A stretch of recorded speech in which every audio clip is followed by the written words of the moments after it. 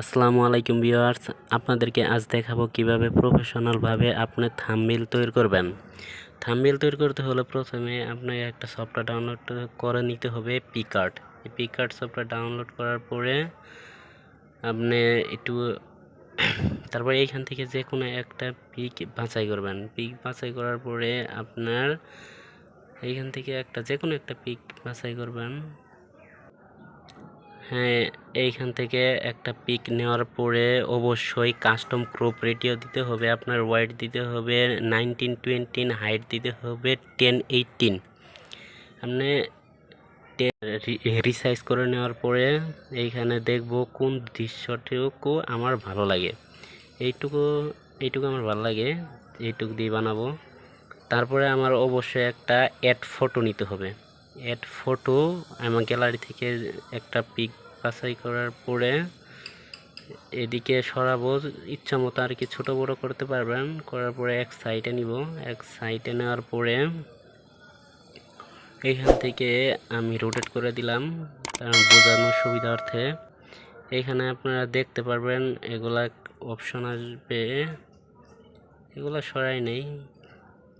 এদিকে যে এতটুকু রাখলে হয়তো বা পিকটা অনেক ভালো লাগবে। আর এইখান থেকে আমাদের অবশ্যই পিছনে ব্যাকগ্রাউন্ডটা সরানোর জন্য অবশ্যই আমাদেরকে কাট আউট আছে, আমাদের এই কাট আউট অপশনে ক্লিক করার পরে আমি যদি পার্সনে ক্লিক করি, পার্সনে ক্লিক করে শুধুমাত্র আমার পার্সনটা, ব্যক্তিটা শুধুমাত্র মার্ক করবে। মার্ক করার পরে একটু ওয়েট করতে হবে আর কি। হ্যাঁ, মার্ক হয়ে গেছে। এদিকে এখন ইচ্ছা মতো আপনি এদিক সেদিক সরাতে পারবেন। সরানোর পরে আমাদের এইখানে একটা বর্ডার দিয়ে দিব। এই যে এদিকে বর্ডারে আপনি দিতে পারবেন। বর্ডার দিলে আর ভালো হয়। ইচ্ছা মতো আপনি চিকন মোটা করতে পারবেন। এর নিচে দেখেন কালার দিব আমরা, যেই কালারটা বর্ডারে ভালো লাগে সেই কালারটাই আমরা এইখান থেকে সিলেক্ট করব। এইখান থেকে সিলেক্ট করার পরে এই যে আমরা চিকন মোটা দেওয়ার পরে এখন অবশ্যই আমাদের আঁকতে হবে। যখন ড্রতে যাওয়ার পরে ড্র অপশনে ক্লিক করার পরে এখানে অবশ্যই শেপ নিতে হবে। আমরা শেপ নিব, শেপের সাইজ অবশ্যই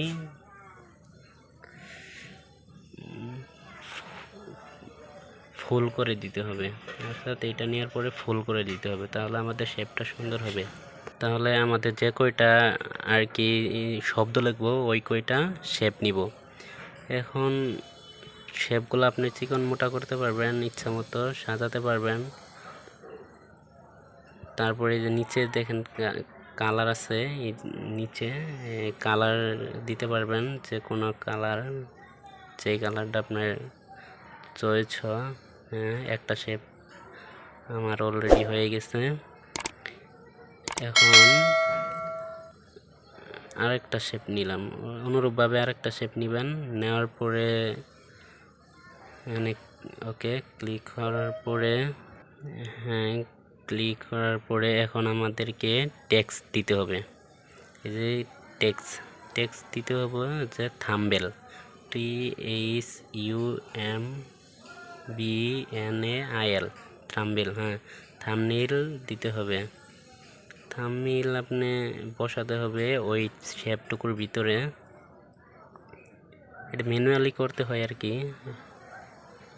কোন কালারটার সাথে কোন কালার মিসিং হইলে আপনার অসাম লাগবে সেই কালারটা আপনি ডিসাইড করবেন। নিচে কালার আছে, এখানে অনেক কালার আছে, অনেক কালার পাবেন, ম্যানুয়ালভাবে দিতে হবে। হ্যাঁ, থাম্বনেল, হ্যাঁ এই কালারটা অনেক সুন্দর হয়েছে।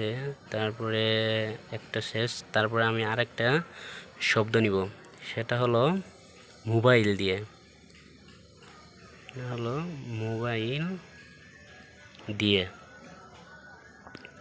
হ্যাঁ সেই একইভাবে আপনি ম্যানুয়ালিভাবে সেট করতে হবে। এটাকে আরও ছোটো বড়ো করে নিতে হয়, তবে সাদার মধ্যে অন্য কালার হলে ভালো হবে আর কি।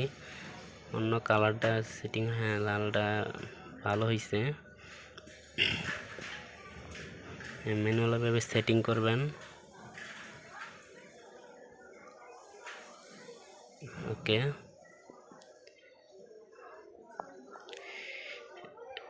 হ্যাঁ, এখন আরেকটা টেক্সট নিব, সেটা হলো প্রফেশনালভাবে। প্রফেশনালভাবে,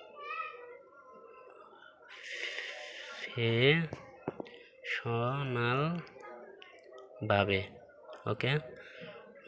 প্রফেশনালভাবে নেওয়ার পরে একটু বড় করে দিব। বড় করে দেওয়ার পরে আমাদের কালারতে যে কোনো কালার ডিসাইড করব, যেই কালারটা ভালো লাগবে সেই কালার ডিসাইড করার পরে আমাদের